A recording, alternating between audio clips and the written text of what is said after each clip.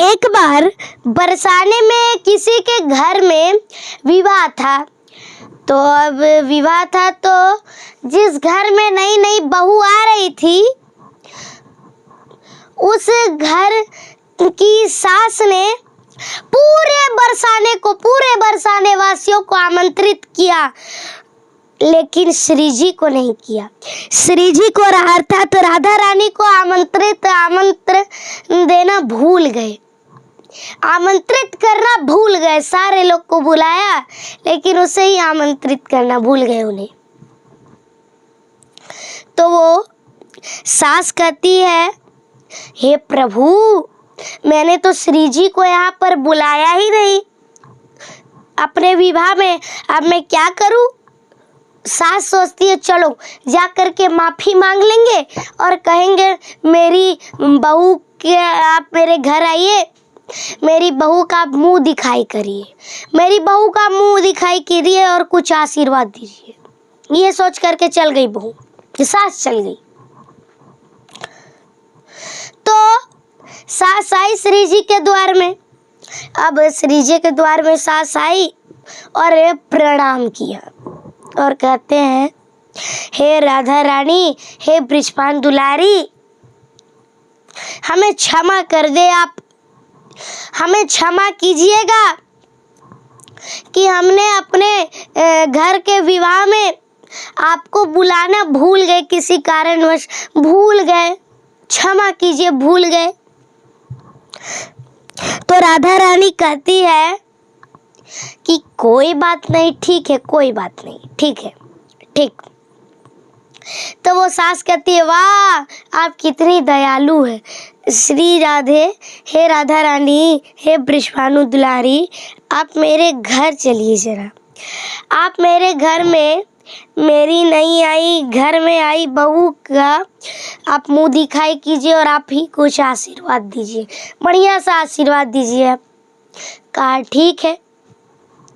अब सास और श्री जी क्या पहुंचे उसके घर, उससे के पहले तो नटखट श्याम सुंदर पहुंच गए और घर में आई नई बहू से कह रहे हैं कि तुम्हारी सास को आने में अभी लेट लगेगा, बहुत टाइम, तब तक तुम क्या करो, जाओ जा करके तुम सो जाओ।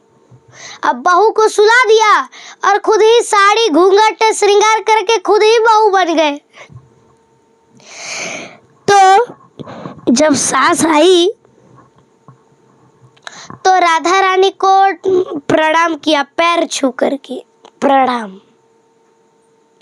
अब सास इशारे में कह रही है, चलो बरसाने की बृषभानु दुलारी, बृषभान जी की दुलारी से क्या तुम चलो, क्या तुम उनका दर्शन करना चाहते हो? अब श्याम सुंदर, आज बड़े दिन के बाद श्री जी का दर्शन होगा, चलो ये तो सौभाग्य की बात है। तो श्याम सुंदर गए। श्याम सुंदर कहते हैं श्याम सुंदर कह रहे हाँ दर्शन करना है।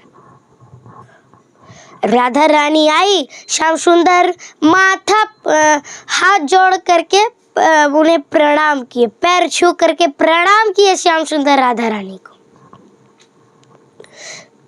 तो राधा रानी ने आशीर्वाद दिया। कौन सा आशीर्वाद? कि जाओ अपने प्रियतम के प्रति प्रेम तुम्हारा बने रहे, प्रिय के प्रति। तो श्याम सुंदर कहते कितना सुंदर आशीर्वाद दिया है आपने श्री जी, कितना सुंदर दिया है, बड़ा ही सुंदर आशीर्वाद दिया है आपने। तो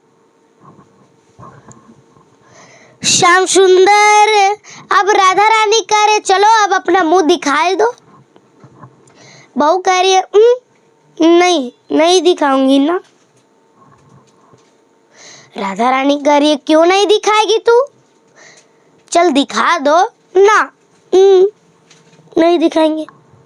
अब सास कह रही है, सास सोच रही है हे भगवान कितनी बेशरम बहू आ गई, बेशरम बहू। तो राधा रानी कहती है अच्छा चल तू मुझे अपना मुंह दिखाएगी तो मैं तुम्हें और श्रृंगार का सामान दूंगी, सोने चांदी बहुत श्रृंगार का सामान भी दूंगी। तो कह रही है ना नहीं मुझे नहीं चाहिए, मैं नहीं दिखाऊंगी ना। कहा चल मैं तुम्हें और बढ़ा करके दे दूंगी, लग रहा है कुछ घट गया, और जितना चाहिए उतना दे दूंगी। चल मुंह तो दिखा दो, मुंह दिखा दो अपना मुंह, मुंह दिखा मुंह। श्याम सुंदर ना, नहीं तो चेहरा दिख जाएगा श्याम सुंदर का ना। अब आखिरी में राधा रानी को नहीं लगा तो राधा रानी कहती है अरे तू मुझे मुख दिखा दो, मैं अपने महल में तुम्हें अपने साथ वास कराऊंगी। तो श्याम सुंदर कहते हैं राधा रानी के पास, वो भी महल में। कहा अच्छा ठीक है दिखा देता हूँ।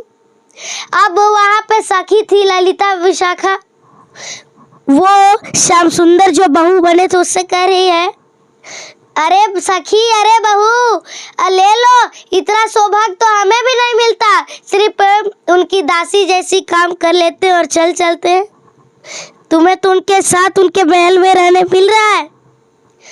तो श्याम सुंदर कह रहे हाँ कितना परम सौभाग्य मिला है मुझे राधा रानी के महल, इससे बढ़िया तोहफा आज तक मुझे नहीं मिला है। घूंघट उठा दिया श्याम सुंदर ने। अब सास देख रही है हे भगवान कैसी बहू है।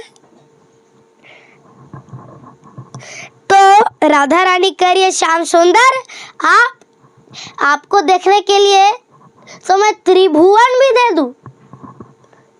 श्याम सुंदर कह रहे नहीं, मेरा सबसे वो बड़ा उपहार तो मुझे मिल ही गया है, मेरा सबसे बड़ा उपहार कि आपके महल में आपके साथ रहूं, ये उपहार तो मिल ही गया है। श्याम सुंदर को राधा रानी के साथ रहने में मजा आता, उन्हें अच्छा लगता है। आज भी जो जितनी तस्वीर देखते हो ना आप लोग श्याम सुंदर राधा रानी के संग, वो तब से बनी है, राधा रानी के साथ रहे थे तब। जितने भी लोगों को मुझसे जो भी प्रश्न रहेगा आप हमारे वीडियो के कमेंट सेक्शन कमेंट बॉक्स में उस प्रश्न को लिख दीजिएगा। संडे की अर्थात रविवार की कथा को उस प्रश्न का उत्तर आपको मिल जाएगा। साथ ही साथ आप अपना स्टेट और डिस्ट्रिक्ट भी लिख दीजिएगा ताकि हम भी तो देखें हमारी कथा कहाँ कहाँ से लोग सुनते हैं। तो प्रेम से बोलिए जय श्री कृष्ण, जय श्रीमन नारायण, राधे राधे।